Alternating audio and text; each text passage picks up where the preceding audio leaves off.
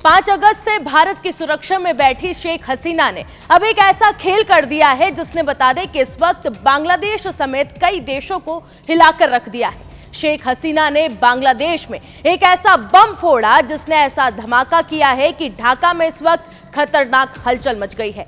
हिंदुओं पर हमला करने वाले कट्टरपंथी इस वक्त घबराए हुए हैं और तारिक रहमान भी सोच में पड़ गए। लेकिन सवाल यह है कि भारत में बैठकर शेख हसीना ने ऐसा क्या किया कि यूनुस के पैरों के नीचे से इस वक्त जमीन खिसक गई है। इस वीडियो में हम आपको पूरा खेल समझाएंगे कि अचानक बांग्लादेश में ऐसा क्या हुआ कि शेख हसीना ने यह ऐलान कर दिया है कि वो ढाका में जल्द आ रही है।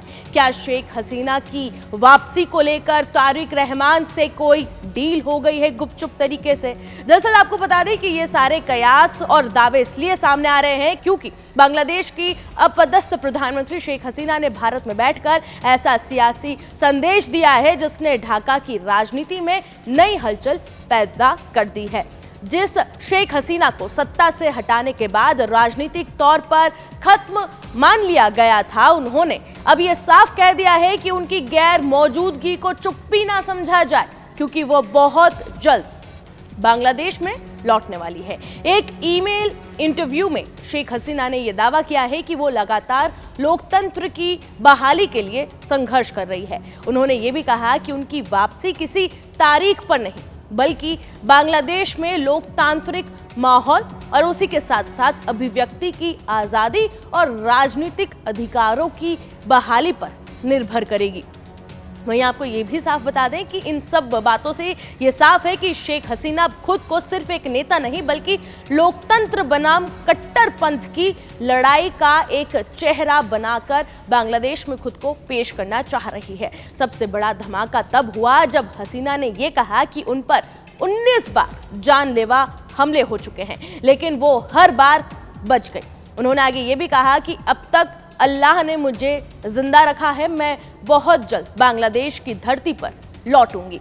अब बता दें कि इस बयान के कई राजनीतिक मायने निकाले जा रहे हैं इस वक्त क्योंकि बांग्लादेश में सत्ता बदल चुकी है।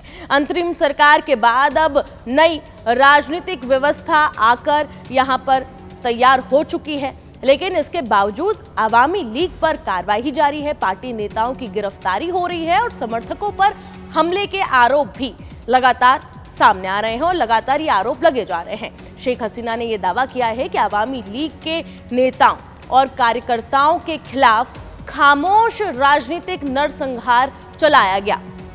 शेख हसीना के मुताबिक सैकड़ों नेताओं और कार्यकर्ताओं की हत्या हुई है, 1.5 लाख से ज्यादा लोगों को झूठे मामलों में फंसा दिया गया है और हिंदुओं समेत आवामी लीग समर्थकों के घरों और कारोबारों को निशाना बनाया गया। वहीं आपको यह भी बता दें कि हसीना ने यह साफ कहा है कि आवामी लीग को किसी बैन से खत्म नहीं किया जा सकता। उन्होंने ये भी कहा है कि ये जनता की पार्टी है और अगर आवामी लीग न होती तो बांग्लादेश का जन्म भी नहीं होता। यानी शेख हसीना अब सीधा संदेश दे रही है कि बांग्लादेश की जमीन पर उनकी राजनीतिक पकड़ अभी खत्म नहीं हुई है और यही वजह है कि उनके एक इंटरव्यू ने ढाका में इस वक्त खतरनाक हलचल और बेचैनी को बढ़ा दिया है। हसीना ने अपने बयान में कट्टरपंथ का मुद्दा भी जोरदार तरीके से उठाया। उन्होंने अपने इंटरव्यू में ये साफ कहा है कि बांग्लादेश एक बार फिर उसी खतरनाक दौर की तरफ बढ़ सकता है जब कट्टरपंथी ताकतें मजबूत हो रही थी और आतंकियों का प्रभाव बांग्लादेश में बढ़ रहा था। यानी वो खुद को एक ऐसे नेता के तौर पर पेश कर रही है जो कट्टरपंथ और भारत विरोधी राजनीति के खिलाफ खड़ी है। वहीं बता दें कि भारत बांग्लादेश रिश्तों पर भी हसीना ने एक बहुत बड़ा बयान दिया है। उन्होंने ये साफ कहा है कि भारत सिर्फ पड़ोसी देश नहीं बल्कि बांग्लादेश की आजादी का साथी रहा है, लेकिन कुछ राजनीतिक और कट्टरपंथी समूह हमेशा भारत विरोधी माहौल बनाकर राजनीति करते हैं जो सरासर गलत है। अब सबसे बड़ा सवाल यही है कि क्या शेख हसीना की वापसी की तैयारी शुरू हो चुकी है? क्या बांग्लादेश में फिर से एक बड़ा राजनीतिक संघर्ष होने वाला है, दिखने वाला है? क्या आवामी लीग एक बार फिर सत्ता की लड़ाई में उतरने जा रही है? फिलहाल आपको ये बता दें कि बांग्लादेश में सन्नाटा पसरा हुआ है।